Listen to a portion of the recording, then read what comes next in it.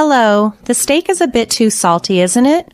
Oh, wait, mother-in-law, you prepared it, didn't you? Oops, my mistake. I'm Kayla, a 31-year-old nurse. At this moment, it's not my mom, but my cheerful mother-in-law, Bobby's mom, serving the goulash. Ever since Bobby and I tied the knot, she's shown me nothing but love. Even when Bobby isn't around, I often visit my in-laws' home to share meals and cook together. My relationship with my parents isn't the best, making the bond I share with my mother-in-law even more special to me. She's an incredibly warm and lively person who raised Bobby and his brother on her own after a divorce during Bobby's childhood. I was initially apprehensive about meeting her because a friend had once warned me that in-laws are enigmas that you'll spend a lifetime trying to understand. However, any fears quickly dissipated the moment we met. I've always wanted a daughter. We've only had rowdy boys in our house. Thanks for marrying Bobby, she once told me, squeezing my hand affectionately. It was then I knew deep down that we would get along well.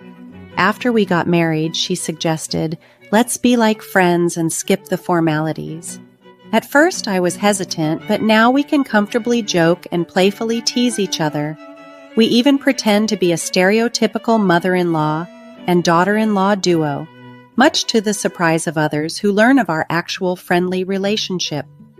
I still maintain a formal tone during large gatherings or rituals. So, Bobby is working again today? I asked. Yes, he's caught up due to staff shortages, though his job shouldn't normally involve much overtime, she replied. Honestly, I'm happier to see you, Kayla, than Bobby. I always enjoy our cooking time together, she added, making my day. As we chatted, my phone rang. It was Bobby. Hey, Kayla, it's me. Sorry, but I'm stuck at work and can't make it over tonight, he explained. This wasn't the first time. Again? Your mom's been waiting, preparing dinner for you, I responded. I know, but work is hectic and she enjoys your company more than mine anyway. Please look after her for me, he said before ending the call abruptly. And so the pattern continues, leaving my mother-in-law and me to spend another evening together. Oh, I exclaimed in surprise. He just ignores his family just like my ex-husband used to, I lamented. Just as we were discussing this, a voice interrupted us. Could you keep it down? I can hear you outside. The voice belonged to Bobby's younger brother, Russell, who we'll refer to simply as Russell. Russell, still unmarried, lives with his mother in their family home. Oh, sorry. Welcome home, Russell, I greeted him. But as usual, he just nodded and headed straight to his room. He's always been the reserved type. My mother-in-law often expressed her concern about whether Russell had found someone special yet. Although Russell and Bobby look alike, their personalities couldn't be more different. Bobby is outgoing, whereas Russell is more introverted. Their relationship as brothers is neutral. Not particularly close, but certainly not distant. I've heard plenty of stories about the difficulties others face with their in-laws, but I've been fortunate to have a harmonious relationship with mine. There were occasional concerns, of course, but overall I was living a contented life. Little did I know I was about to be swept into an unexpected situation. It happened on a scorchingly hot day, the hottest of the year, the kind of day when we typically see a surge in heat stroke cases at the hospital. That day, a patient was rushed in, and to my shock, it was my mother-in-law. Russell had found her unconscious in the yard. Gardening is more than a hobby for her. It's her passion. The yard is always blooming with a variety of plants that change seasonally.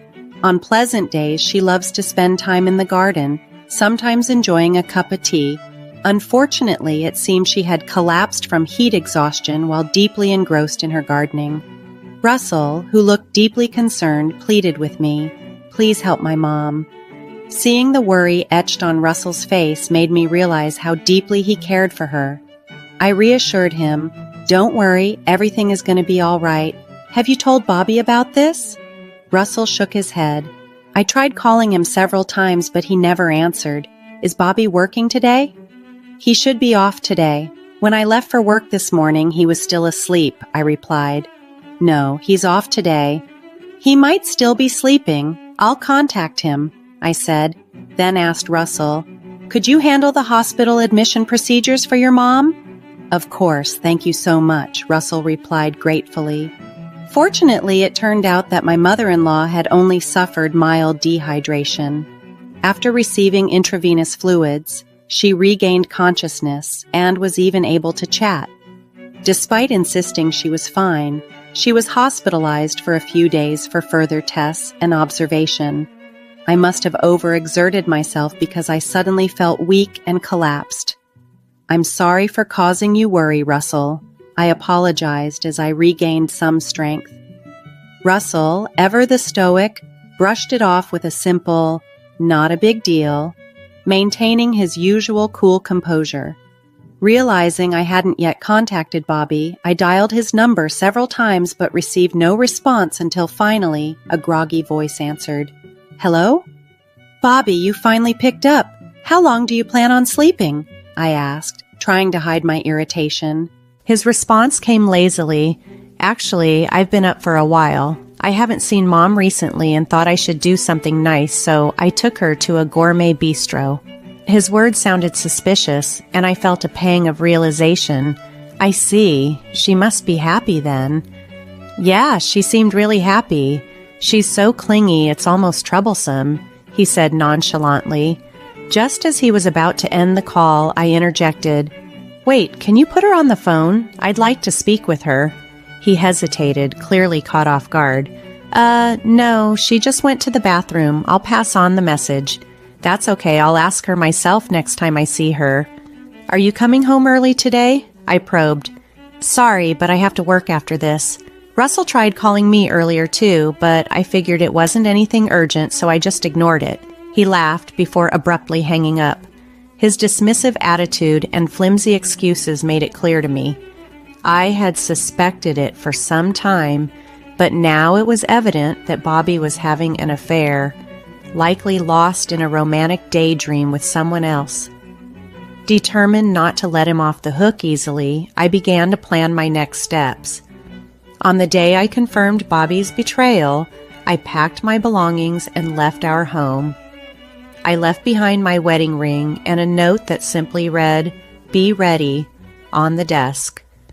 I rented a hotel room near my workplace and started living there. My life as a nurse afforded me a decent salary, and because I often visited my in-laws on my days off, I didn't have many expenses. Though I hadn't saved much money since getting married, the idea of my financial resources dwindling was a concern, but one I was prepared to handle. With a few possessions and a strong resolve, I faced the new chapter of my life head-on, ready to confront the challenges ahead. I had resolved to make Bobby account for everything that had been lost. The day after I left our home, he tried to contact me, presumably having returned in the early morning and realizing the gravity of the situation. Despite his multiple calls, I chose to ignore them. When it became clear that I wasn't going to answer, he began to flood my inbox with messages. Initially, his texts were pleading, "Kayla, you must have misunderstood something. I'm worried. Please come home. It was my fault." However, as time passed, his tone shifted dramatically, becoming more demanding. "Hey, respond to me. If you want a divorce, go ahead. You're the one who mentioned divorce, so I expect alimony." Then he would swing back to apologize. His erratic messages made me question his emotional stability. Seeing him become increasingly desperate, I knew it was time to confront the situation. The following week, I visited the in-laws to celebrate my mother-in-law's discharge from the hospital after her tests came back clear. "Thank you, Kayla, for organizing this lovely gathering." My mother-in-law expressed her gratitude as we planned to enjoy her favorite cake from the bakery she adored. Her face lit up with joy when I mentioned the cake. During the celebration, she inquired quietly, "So, how are things with that matter?" "All the preparations are complete. I can't wait," I replied with a determined smile. As we were enjoying our dinner, the doorbell rang. The seriousness that washed over my mother-in-law's face when she saw who was on the intercom told me everything I needed to know.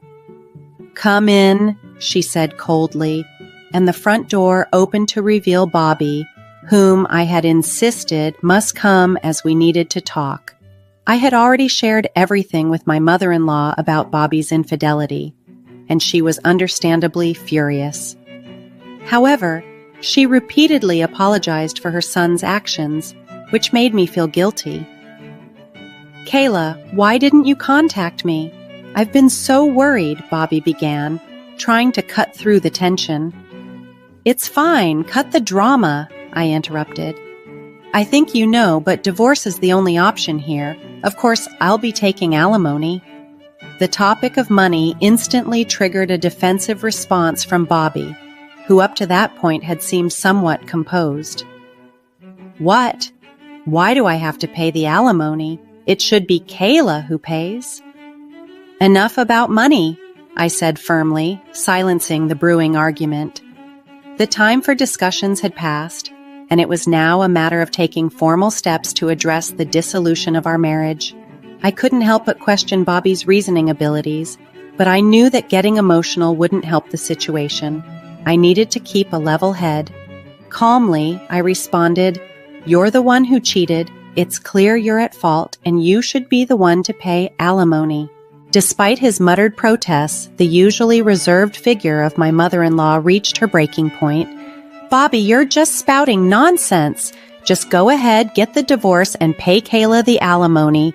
And don't you dare show your face here again, or I'll bury you in the garden," she exclaimed, her patience finally worn thin. As she was about to continue her tirade, I quickly intervened to prevent any further outbursts. "Bobby, aren't you ashamed to put your parents through this? Sign these," I urged, placing the prepared divorce papers in front of him. He looked visibly shocked, perhaps not expecting the divorce talk to become so real. His surprise deepened when I questioned, "Why did you come alone today? Didn't I ask you to bring her along?" Taking him back with my glare, he responded seriously, "I did talk to her, and she seemed willing, so I brought her along. She's waiting in the car right now." Frustrated with his mumbling, I snapped, "Just go get her." Understanding the urgency, he left and soon returned with a woman whose presence was anything but subtle. "Excuse us," the woman entered with a grating voice, brimming with inappropriate enthusiasm for the situation. "Hi there, mother-in-law. Nice to meet you. I'm Alexis." "And long time no see, Kayla," she said with a chuckle upon seeing me. "Alexis," I remarked dryly, not impressed. "I'm surprised you haven't changed at all." It was not a compliment. I was referring to her personality, which seemed as brash as ever. Though she was clearly a woman in her 30s, her style, clothes and makeup resembling that of a high school girl, didn't suit her maturity level. "Really? That's so nice. Maybe it's because I go to a good beauty salon. As for you, Kayla, have you aged a bit?" she said, laughing snidely. Bobby, my husband, looked stunned by the exchange. You two know each other?" "Yes, we were classmates in high school. Haven't seen each other since we graduated, but who would have thought we'd meet again like this?" I replied. Bobby, seeming oddly relieved by this revelation, made an absurd suggestion. "Oh, come on, you could have said that sooner. If she's your friend, there's no alimony, right? That's good news." The situation was farcical and surreal. Bobby's attempt to twist the narrative showed his desperation, but it was clear to me that our paths had diverged irreversibly. The time had come to set the terms clear, despite his delusions. Bobby's absurd declaration that he wouldn't have to pay a dime because Alexis was my friend left me speechless with disbelief. "No, we're not friends," I corrected sharply, disgusted as he referred to her as my princess, a term that brought back unpleasant memories from our early dating days when he used to call me Princess Kayla. It was so irksome that I eventually made him stop. His penchant for cringeworthy nicknames had always been a sore point. When I first discovered Bobby's betrayal, I didn't hesitate to consult a lawyer. As the investigation unfolded, it turned out his affair was with Alexis, a woman notorious for pursuing other women's partners. She had a history of flirting with taken men, often sparking disputes despite her less-than-average looks. However, her overflowing confidence seemed to make her believe she was the most attractive person around. I rarely engage with social media, but a friend informed me that Alexis was quite active there, boldly messaging any man she fancied. It turns out she had reconnected with Bobby this way.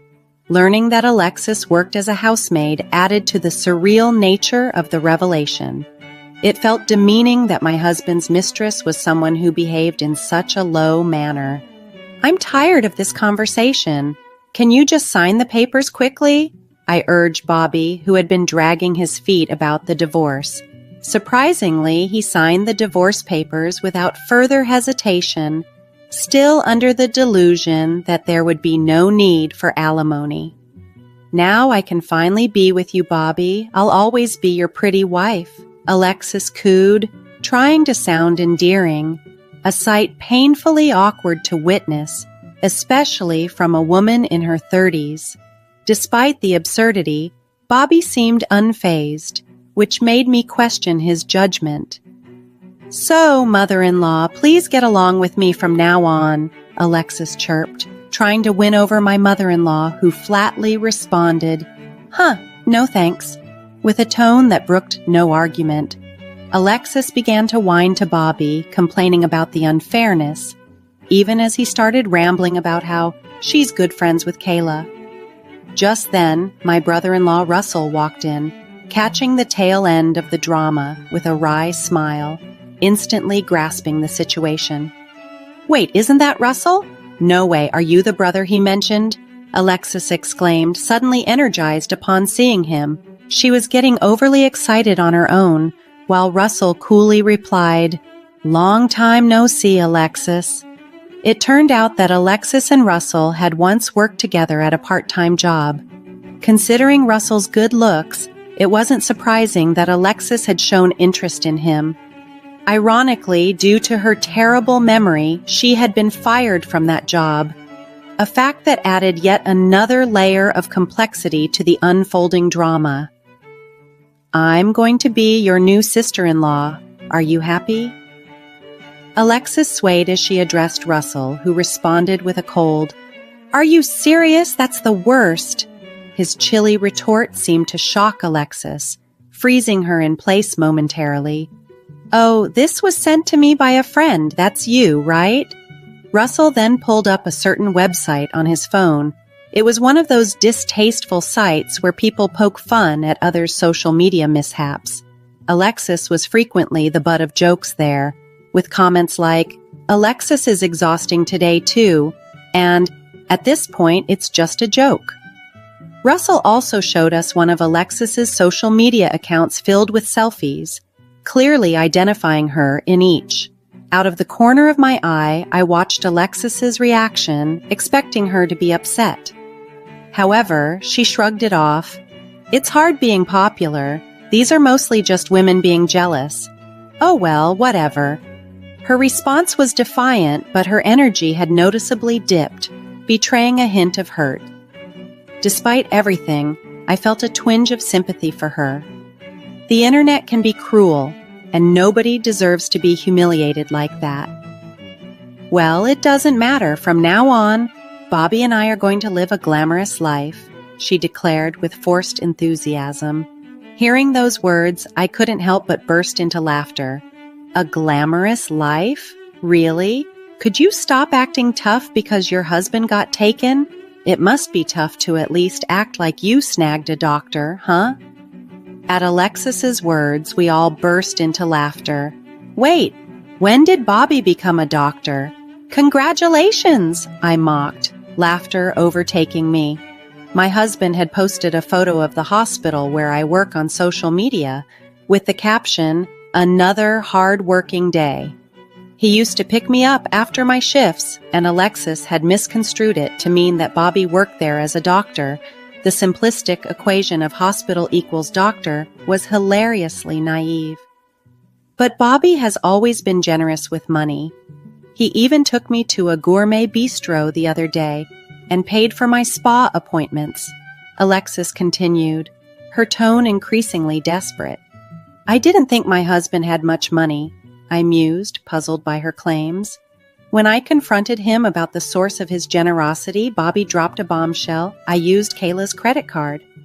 Using someone else's credit card is, of course, illegal, even if we're family. But my main card was still in my wallet. I had used it to pay for a hotel just the other day. So, whose card did he use? As I pondered this, Bobby quickly tried to smooth things over. Well, what's done is done. Besides, we're still married. Look, this is a family card. It's your card.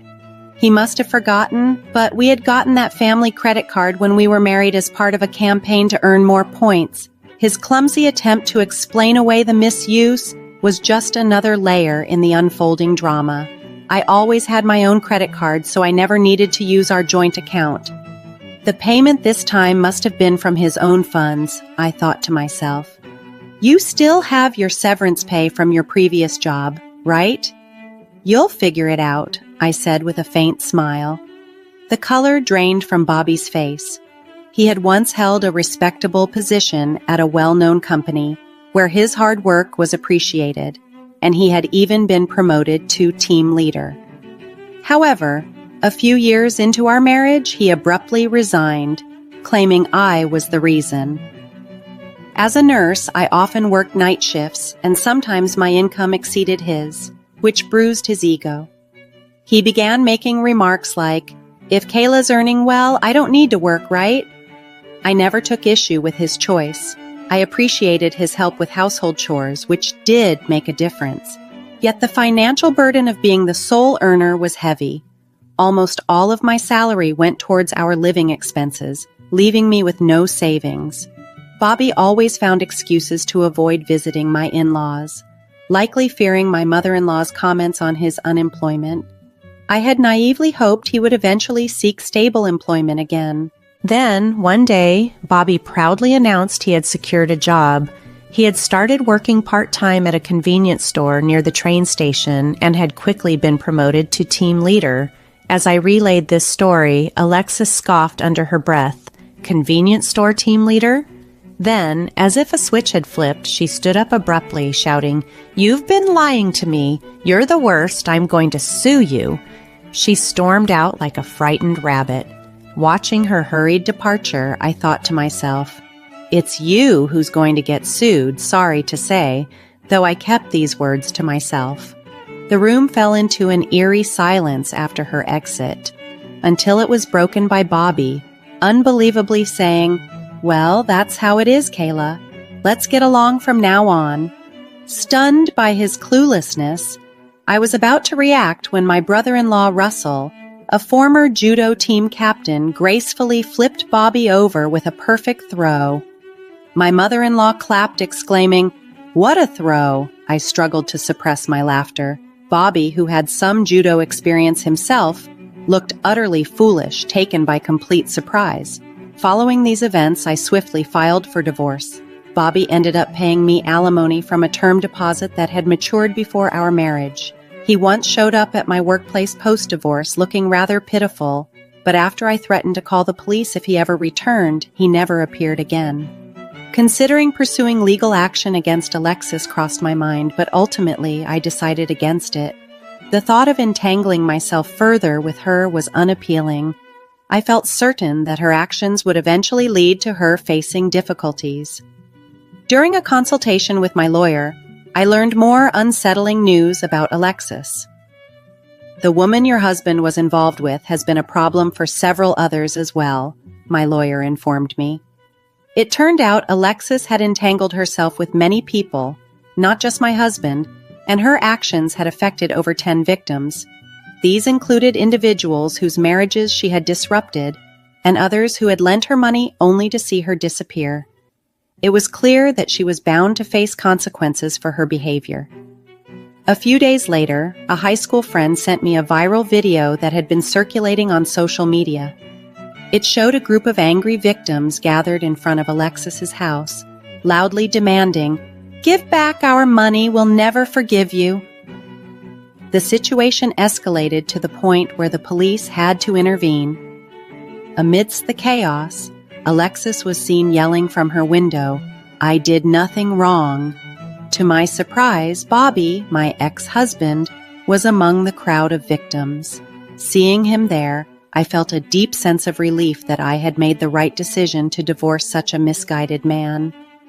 Despite the divorce, I maintained a friendship with my former mother-in-law. We occasionally met for meals, continuing our relationship as friends rather than relatives. It was a comforting reminder that not all ties had to be severed because of the divorce. Sometime later, my former brother-in-law Russell shared some happy news with me. "I'm getting married," he announced, introducing me to his charming girlfriend whom he had been dating since high school. Russell had moved on to a reputable company and had kindly invited me to his wedding. Reflecting on Russell's responsible and earnest nature, it was hard to believe he was related to Bobby. I felt confident that Russell would build a strong and loving family. With these thoughts, I was inspired to continue my work with renewed vigor. As a proud nurse, I was determined to keep giving my best, uplifted by the positive connections I still had, and the strength I drew from my resilience.